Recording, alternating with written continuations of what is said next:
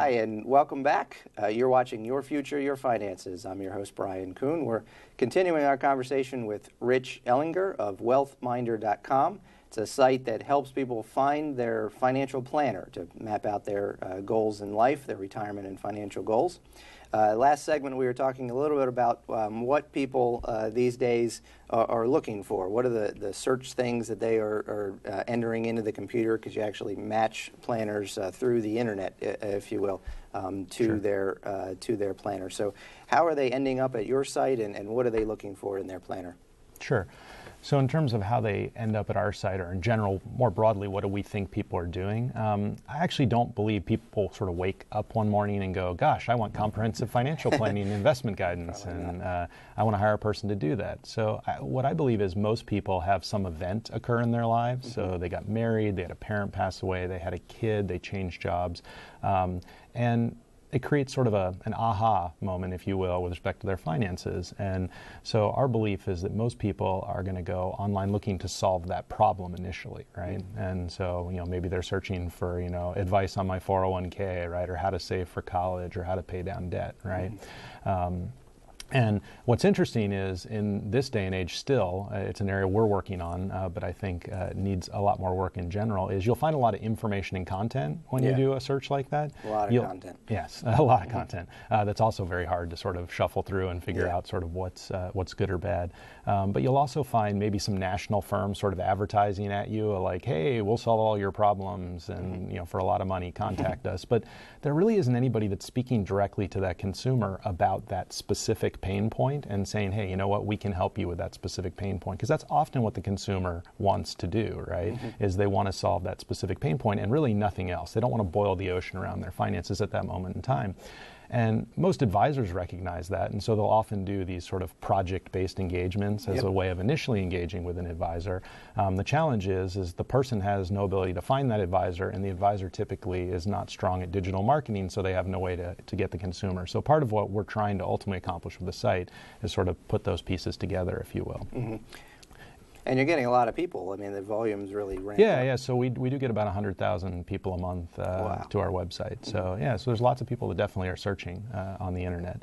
And then I think you asked the second question was what are people actually looking for in an advisor? So I think there's some basics, right? So they look for qualifications, and there are certain industry credentials that, while you don't necessarily have to have one, are helpful in terms of a consumer at least understanding, right, or putting some baseline. So like a certified financial planner is probably the most common one. But there are a variety of others, obviously, that advisors can have. I think they're also looking to make sure that there are no sort of obvious red flags about the advisor. So there are sites like BrokerCheck out there that allow you to sort of see if there are any what are called disclosures that the advisor has put out there. So this is cases where it could range everything from a criminal action to some sort of financial action to they've been sanctioned by a regulator. And there's a whole range of what those mean. So it's important to actually go look and read the details, because just because somebody disclosed something doesn't necessarily imply they've done something bad. They could have even been acquitted, but they're required by their agency to disclose it. But I think that's another good site for consumers to look at to sort of, and you can also find that information in other places like our site.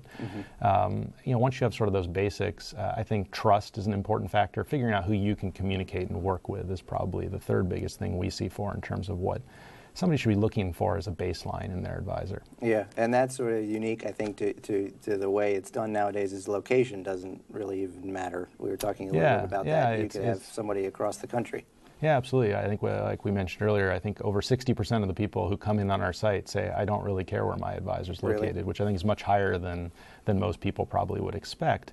Because the reality is, I think there are two things coming to play. I think as you move younger and younger, people less and less want to go sit in someone's office and have a face-to-face meeting. And two, with technology, I can have that face-to-face meeting if I want through a variety of different ways.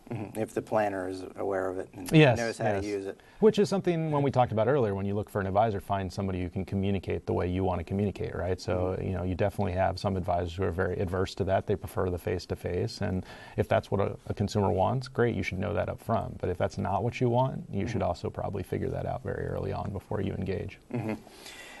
So this project-based planning that you spoke about, that seems to be what a lot of the clients are looking for. So how does that work for the person? How do they know they're getting a good deal, or how do the planners respond to that request? Sure.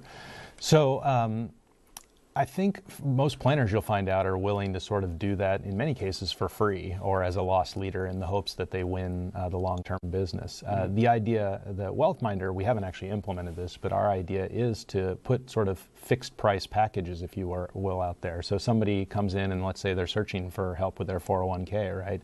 And they could now receive an advertisement that said, hey, for X dollars, here's exactly what you're going to get. You give us your current 401k plan options. We'll pick the advisor for you, so we'll vet them on your behalf, sort of like Uber picture your driver for you, if you will. And because that's often a time-consuming process for people if they do want to go out and find an advisor, right? Very much so.